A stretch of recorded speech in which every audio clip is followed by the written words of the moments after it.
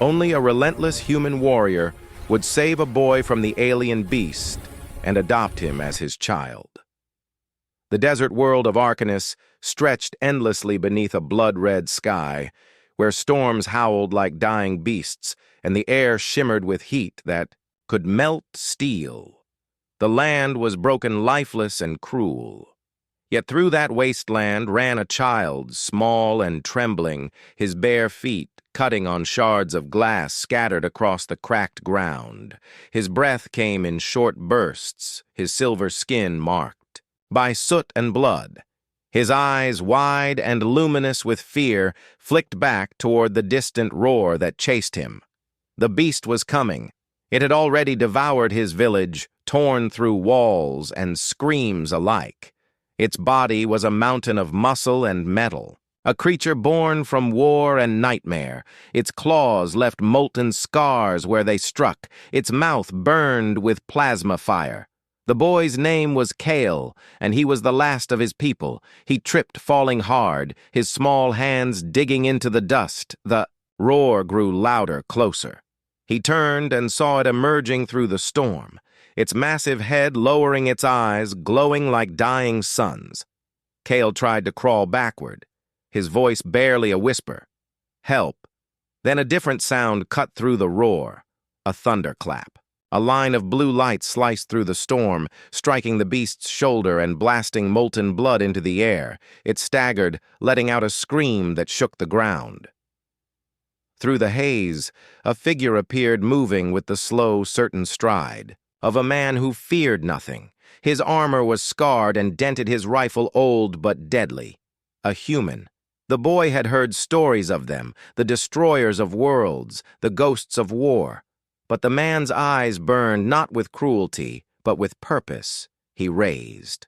The rifle again fired twice more, and the beast reeled back, howling in pain.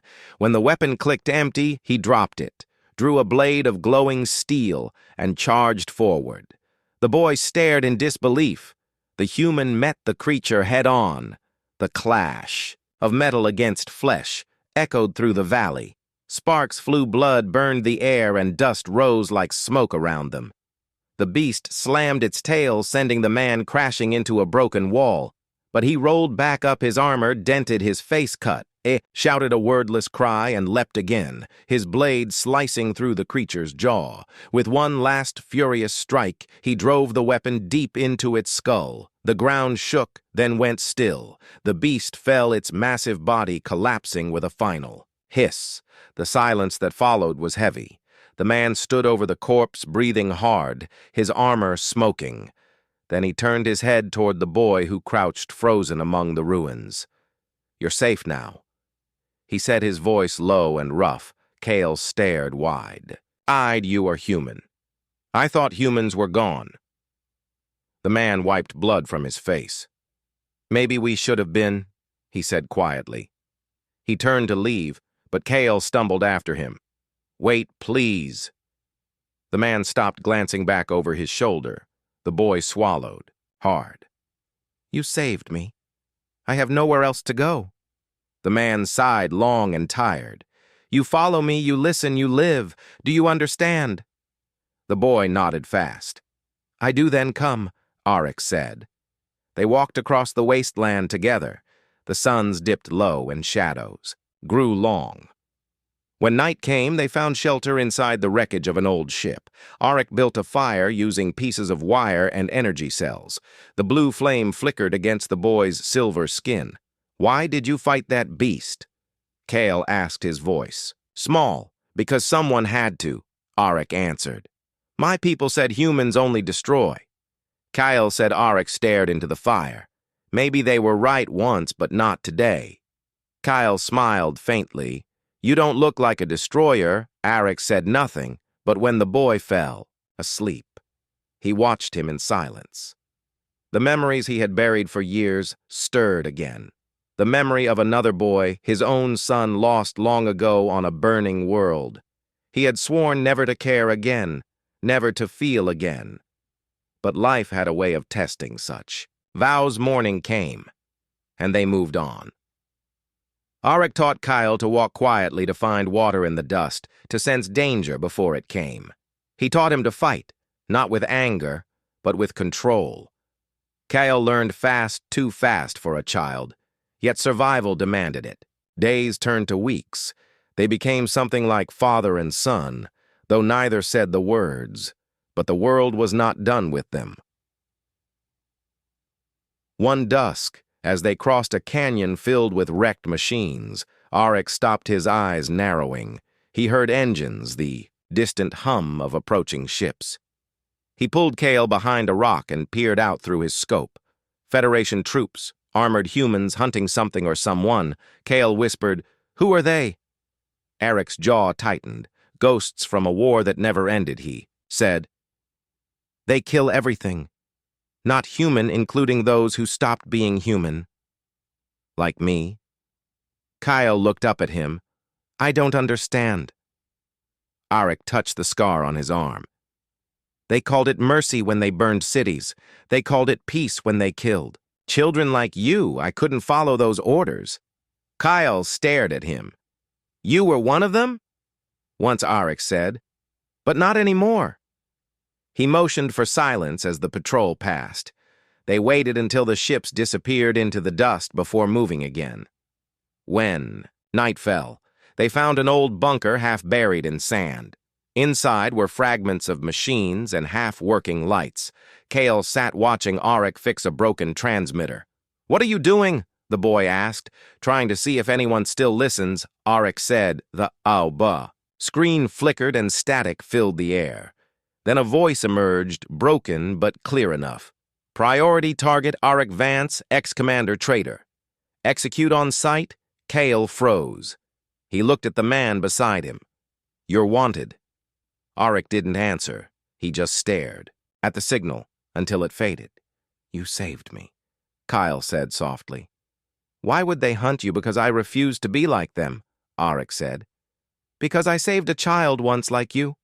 "Did he survive?" "No."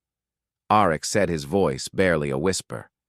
Kyle reached out and touched his arm. "I will."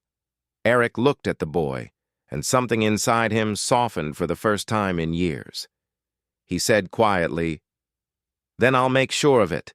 They left the bunker before dawn, heading north toward the highlands, where Arik said the air was clean, and the storms weaker. The land grew rougher, filled with old bones of war tanks half buried in sand skeletons, of ships rising like mountains from the earth. Kale asked about them. Arik said each was a memory of mankind's pride. They camped beside a fallen war machine that night. Arik repaired his rifle. Kale watched the stars. "There are so many," he whispered. "My people believed the souls of the dead became stars." Arik nodded. "Maybe they're watching us now." Kale smiled. "Then they see how brave you are." Arik shook his head. "I'm not brave, Kale. I'm just stubborn." The boy laughed, a soft sound in the silence, but peace never lasted long. They were hunted again. Federation scouts tracked them through the wastes. One evening, Arik spotted a drone overhead, scanning with red light. He grabbed Kyle's hand and ran. Shots tore through the air, sparks lighting the dust. Arik returned fire, taking down the drone, but others were coming fast. They reached an abandoned fortress at the edge of the cliffs. Arik sealed the doors and moved quickly, setting up traps, old explosives. He handed Kale a small device. "When I tell you to run, you go. You don't look back." Kale shook his head. "I won't leave you." Arik knelt, his gaze fierce. "You do as I say, you live." Boy Kale's voice cracked. "You are my father." Arik froze. The word hit him like a blade. He looked into the boy's eyes and saw truth there. He closed his eyes for a moment, then nodded. "Stay behind me." The walls shook as soldiers stormed the gate. Arik met them head-on, moving like lightning. His rifle roared, his blade flashed. He fought with the fury of a man who had nothing left to lose. Kale watched from behind cover, using his strange gifts to sense the movement of enemies, warning Arik just in time. The battle raged until smoke filled the fortress. Arik was hit once, twice. Still, he stood still. he fought. When the last soldier fell, the silence returned thick and heavy. Arik sank to one knee, blood staining the floor. Kyle ran to him, but Arik waved him back. "I'm fine." "You're bleeding," Kale said. "I've bled," before Arik replied with a faint grin, but he could not hide the pain. That night, Kale tended his wounds, wrapping torn cloth around his shoulder.